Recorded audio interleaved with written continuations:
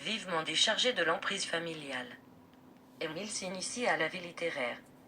Rédige Les Flamandes, qui avec un ton téméraire, hante pour un temps sa vie de façon cruciale. Après son désarroi, il embrasse le social, et s'exprime à fond dans Les villes tentaculaires. Renforçant ses idées, il publie Les heures claires et Les heures du soir, qui renforcent le nuptial. Nous l'observons tenté par le drame historique, et il use du vers libre en épices lyriques. Mais dans Toute la Flandre, il célèbre sa terre. Il pense au patriotisme où il se sent contraint. La guerre met fin à ses rêves humanitaires, et il meurt à Rouen écrasé par un train.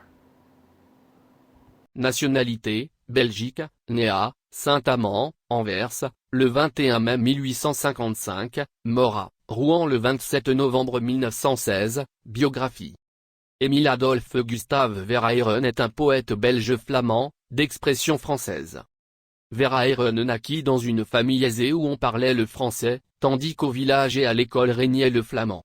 Il fréquenta d'abord l'internat francophone Sainte-Barbe, tenu par des jésuites à Gand, puis il étudia le droit dans la vieille université de Louvain.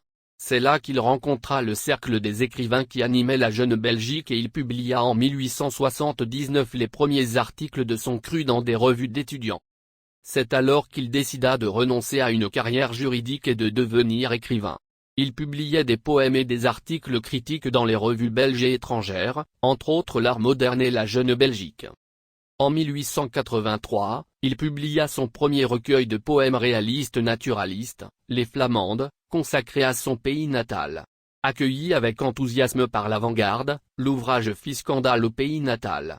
Ses parents essayèrent même avec l'aide du curé du village d'acheter la totalité du tirage et de le détruire. Le scandale avait été un but inavoué du poète, afin de devenir connu plus rapidement. Il n'en continua pas moins par la suite à publier d'autres livres de poésie. À 33 ans, il perd ses parents et rencontre des problèmes de santé qui vont l'amener à se poser de profonds questionnements intérieurs.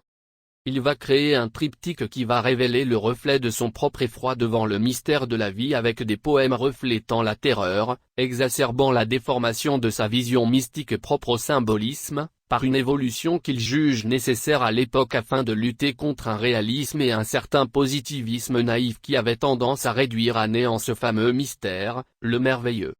Il va mettre en avant la souffrance, avec un goût de la torture mentale comme un âpre désir de frissonner parmi les hallucinations les plus tourmentantes.